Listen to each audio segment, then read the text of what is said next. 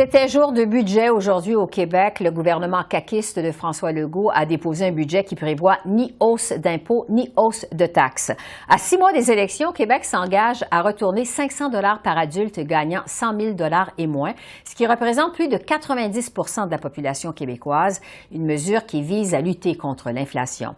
Quant au déficit, il se chiffre cette année à 6,1 milliards de dollars après une contribution au Fonds des générations. Québec prévoit le retour à l'équilibre budgétaire en 2027-2028. Au chapitre des dépenses, le gouvernement investit entre autres 8,9 milliards de dollars pour la refondation du système de santé qui a été durement mis à l'épreuve pendant la pandémie. Alors, je décortique ce budget avec l'économiste Alain Dubuc, qui est également professeur au HEC à Montréal. Bonsoir Alain. Bonsoir. D'abord, sur cette mesure phare de ce budget, le 500 $ qui va être versé à tous les Québécois qui gagnent 100 000 $ et moins, est-ce que ce sera efficace pour lutter contre les impacts de l'inflation, vous croyez? Ça va être efficace pour les gens qui ont des revenus modestes et pour qui 500 $ peuvent faire la différence. Ça, je pense que ça peut jouer. C'est beaucoup moins clair pour une partie des gens qui vont profiter de la mesure, puisqu'elle s'adresse à tous les gens dont les revenus vont jusqu'à 100 000 $. Ouais. Et c'est sans doute le reproche qu'on peut faire à cette mesure-là, c'est-à-dire il y a des gens qui sont touchés par l'inflation et qui ont du mal à joindre les deux bouts. Qu'on les aide, c'est compréhensible. Qu'on le fasse de cette façon-là, ça l'est un peu moins. C'est-à-dire qu'on a voulu ratisser plus large pour, sans doute, plaire un peu à un plus grand nombre de personnes. Ouais. Et c'est vraiment le seul élément de type électoraliste qu'on trouve dans ce budget-là. Parce que, est-ce que, selon ce que vous nous dites, la mesure aurait dû être davantage ciblée pour les personnes à plus faible revenu? Oui, puisqu'on la distribue à 6,4 millions de personnes, on aurait pu dire qu'on donne 800 000 $ à 3,5 ou 4 millions de personnes, par exemple. Où là, ça aurait pu être un soutien réel. Donc, il y a un choix politique dans le fait d'élargir la mesure à des gens qui n'en ont pas nécessairement besoin. C'est la critique qu'on peut faire.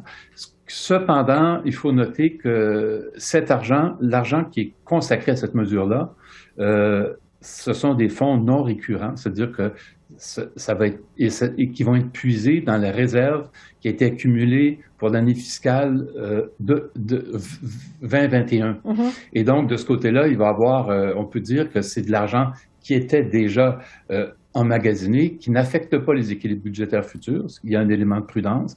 Le fait que ça ne soit pas récurrent, c'est que ça aide pour un problème d'inflation qui est un problème immédiat et ça ne perturbe pas ou ça ne grève pas la capacité budgétaire future du gouvernement.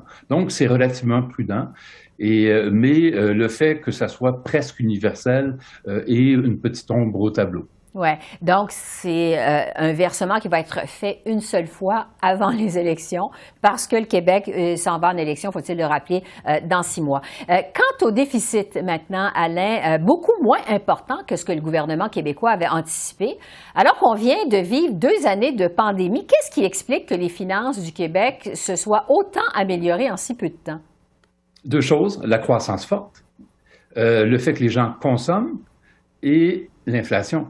L'inflation fait que les salaires augmentent, que les dépenses augmentent et donc la TPS augmente.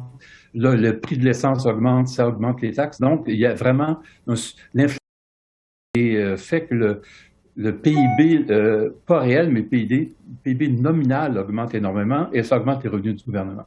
Et ça montre aussi quand même que la base financière sur laquelle le gouvernement du Québec travaillait pendant la pandémie était solide.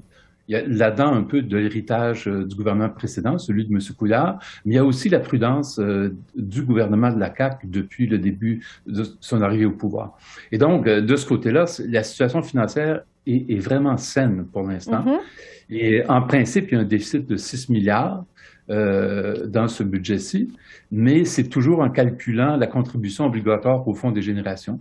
Sinon, le déficit aurait été autour de 3 milliards et il y a des provisions, entre autres pour tenir compte des risques de la guerre en Ukraine. Et donc, il est tout à fait possible que les prévisions qui donnent un coussin au ministre des Finances fassent que finalement, il n'y aura pas de déficit.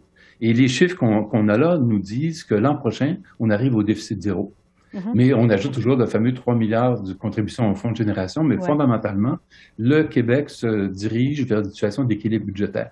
Et si on fait un lien avec l'autre grande nouvelle de la journée, c'est-à-dire l'alliance entre les libéraux à Ottawa et le NPD, on est vraiment dans une culture fiscale radicalement différente que celle qui domine actuellement à Ottawa. Ouais. C'est ça. Parce que, en fait, bon, vous parlez que les finances du Québec sont saines, tellement que, en fait, le gouvernement Legault, il va de 8,9 milliards de dollars pour la refondation du système de santé. Bon, on le sait, les mesures, les investissements pour réformer le système de santé au Québec, on les compte plus. Ça fait des années qu'on tente de réformer le système de santé. Est-ce que vous pensez que cette fois-ci, parce que quand même, les sommes sont importantes, ça va être la bonne? Est-ce qu'on peut croire que ce sera enfin la bonne? On ne sait pas. Et le budget ne permet pas de savoir parce que le budget nous dit voici les sommes qu'on va affecter à ceci et à cela. Et ce qui compte, c'est les résultats. On a très souvent tendance à mesurer les efforts du gouvernement en fonction des sommes qu'on consacre plutôt que des effets qu'on va obtenir. Mais dans ce cas-là, ce qui nous permet d'être peut-être un peu optimiste, c'est pas le fait qu'il y ait beaucoup d'argent dans le budget, c'est les déclarations qui sont multipliées depuis quelques semaines de la part du gouvernement, la volonté du ministre. Il y a des éléments de réforme importants qui ont été évoqués, notamment le recours très prudent au privé. Mais aussi, on peut dire que très souvent, ce qui est arrivé dans l'histoire du Québec, c'est que les grandes réformes du système de santé sont arrivées à des moments où les gouvernements étaient obligés de faire aussi de grandes coupures pour équilibrer les finances. Et ce qui fait que dans 3 cas depuis 20 ans, les réformes ont été carrément sabotées par des contraintes budgétaires. Là, au moins, ce qu'on sait, c'est qu'il n'y aura pas cette contrainte-là. Ça ne garantit pas le succès, mais au moins, on sait qu'on n'aura pas l'entrave d'une crise budgétaire qui sabote finalement les efforts qui ont été faits. Oui. Alain, en terminant, il ne nous reste même pas 30 secondes. Vous nous dites tout à l'heure que ça démontre donc la différence entre Ottawa. On le sait qu'ici, sur la scène fédérale, on s'attend à un budget au cours des prochaines semaines. À quoi on peut s'attendre au niveau fédéral? À quoi peuvent s'attendre les contribuables canadiens? Ben, il va y avoir la même logique, c'est-à-dire celle d'aider les gens, mais sans le garde-fou d'une discipline budgétaire, et en plus avec l'espèce de dynamique d'accélération que l'alliance libérale NPD peut provoquer. Et il n'y a pas cette culture de dire oui, on veut aider les gens, mais oui, il faut faire attention. Ce qui manque un côté de l'équation dans les politiques fiscales fédérales. C'est que j'ai bien hâte de voir je crains, si je regarde ce qui s'est passé depuis quelques années, que ça va être encore le cas cette année. C'est à suivre donc d'ici quelques semaines. Alain Dubuc, économiste et professeur au HEC à Montréal. Merci beaucoup. Merci de vos lumières. Merci. Bonne soirée. Au revoir.